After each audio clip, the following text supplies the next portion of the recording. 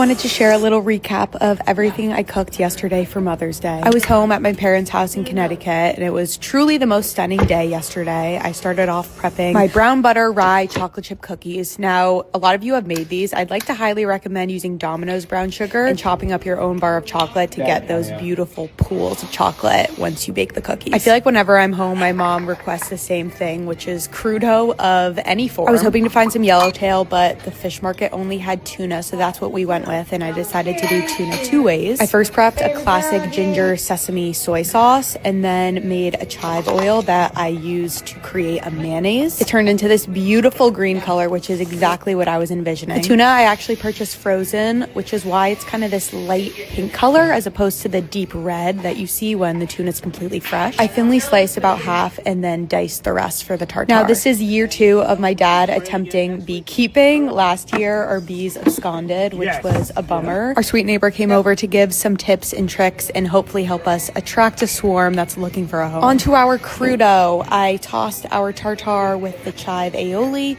and then plated that on some avocado with cucumbers for serving. The second plate I just finished with that ginger soy sauce along with some jalapenos. And in the light, these plates looked stunning. On to the rest of dinner, I charred up some halloumi for our salad and then prepped a chimichurri using lots of parsley, some capers, oregano, champagne vinegar, salt, olive oil. And then I also thought it'd be fun to char up some scallions while I grilled the steak to then chop up and add to the chimichurri. I made a buttermilk dressing for our salad and then chopped up a bunch of spring vegetables, including snap peas, shaved some asparagus, more parsley, and lemon zest, and tossed that all together for our topping. Okay, a quick note on cutting your skirt steak. Look at which way the fibers are going, which is this way, and you're gonna wanna cut this way. Okay, you got that? That's my extremely scientific explanation of cutting against the grain. It's a bit counterintuitive for skirt steak especially because the pieces are so long and narrow, but it'll make it so much more tender, I promise. Rounded out the spread with some smashed potatoes, and then dinner was served. And this is my favorite dinner table to eat at because look at this light. Especially this time of year, it's just perfect. I baked our cookies and then finished them with some flaky Maldon salt when they came out of the oven and let them cool before plating and enjoying with a big old glass of milk. There's nothing better than milk and cookies. Anyway, happy Mother's Day to all the moms, mother figures, caretakers out there. We love you so much.